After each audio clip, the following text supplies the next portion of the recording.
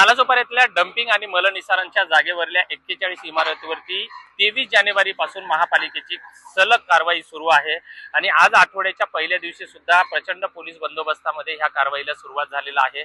मी आता आपण बघू शकता की याच परिसरामध्ये आहे। आज सकाळपासून महापालिकेने तोडक कारवाईची तीव्रता जी आहे ही वाढवण्यात आलेली आहे। आज 3 इमारती आणि एक इमारत खाली म्हणजे जवळपास आज 4 इमारती महापालिका तोडत असल्याचं आज समोर आलेलं आहे। आपण जर बघितलं तर पूर्ण इमारती जे रहिवासी आहेत हे यांना घराबाहेर काढून ही तोडक कारवाई सुरू झालेली आहे। या कारवाईचा पूर्ण बंदोबस्त वगैरे या ठिकाणी ठेवण्यात आलेला आहे। माझ्यासोबत महापालिकेचे अतिक्रमण विभागाचे उपायुक्त दीपक सावंत आहेत। सर, काय सांगणार एकंदरीत की आजच्या कारवाईचं स्वरूप कसं आहे? वसई विरार शहर महानगरपालिकेतर्फे आज कारवाई सुरू आहे। आज आपण एकूण 4 इमारती निष्कासन करण्यासाठी घेतलेल्या आहेत। त्यामध्ये हे श्रीनिवास आहे, G+2 ची बिल्डिंग आहे। त्यानंतर सिद्धिविनायक G+4 ची आहे, संजय बिल्डिंग ही G+4 ची आहे आणि MR बिल्डिंग ही G+4 ची आहे। अशा 4 इमारती आपण तोडक कारवाईसाठी आज घेतलेल्या आहेत।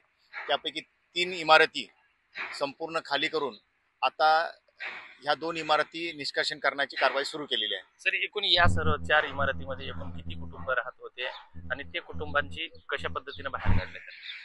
या कुटुंब संख्या एकूण जे आहे ते G+4 आणि G+2 आहे। त्यामध्ये अंदाजे 100 कुटुंब राहत होते आणि ह्या बरेच कुटुंब आपण त्यांना शुक्रवारी आव्हान केल्यामुळे त्या ठिकाणावरून सोडून निघून गेले होते। जे कर्मचारी जे कुटुंब या ठिकाणी होते त्यांना आपण सकाळी 2 तास वेळ दिला। त्यांनी त्यांचं सर्व सामान काढून घेतलं। त्यानंतर आपण आपली संपूर्ण इमारत खाली केल्यानंतर तोडक कारवाई चालू केलेली आहे। माझ्यासोबत या ठिकाणी सहाय्यक पोलीस उपायुक्त उमेश माने पाटील सुद्धा आहेत की सर, काय सांगणार की कशा पद्धतीने या ठिकाणी आज पोलीस बंदोबस्त ठेवला?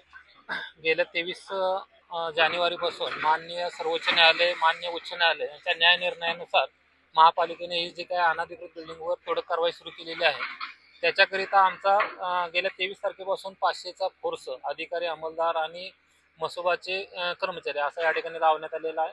प्रॉपर बंदोबस्त आहे। या ठिकाणचे जे लोकल लीडर्स आहेत त्यांच्याशी आणि येथील लोकल रेसिडेंट्स आहेत त्यांच्याशी समन्वय साधून या पद्धतीने कुठलाही लॉ अँड ऑर्डरचा प्रश्न निर्माण होणे याच्या अनुषंगाने महापालिकेला या ठिकाणी बंदोबस्त देण्यात आलेला आहे। पूर्ण पोलीस बंदोबस्तासह आणि महापालिकेच्या पूर्ण यंत्रणेसह ही कारवाई सुरू आहे। त्यामुळे इथं कायदा आणि सुव्यवस्था निर्माण होऊ नये यासाठी मनाई आदेश सुद्धा लावण्यात आलेला आहे।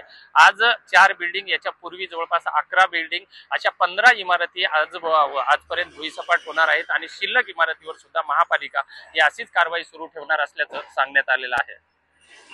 विजय गायकवाड, TV9 मराठी, नालासोपारा।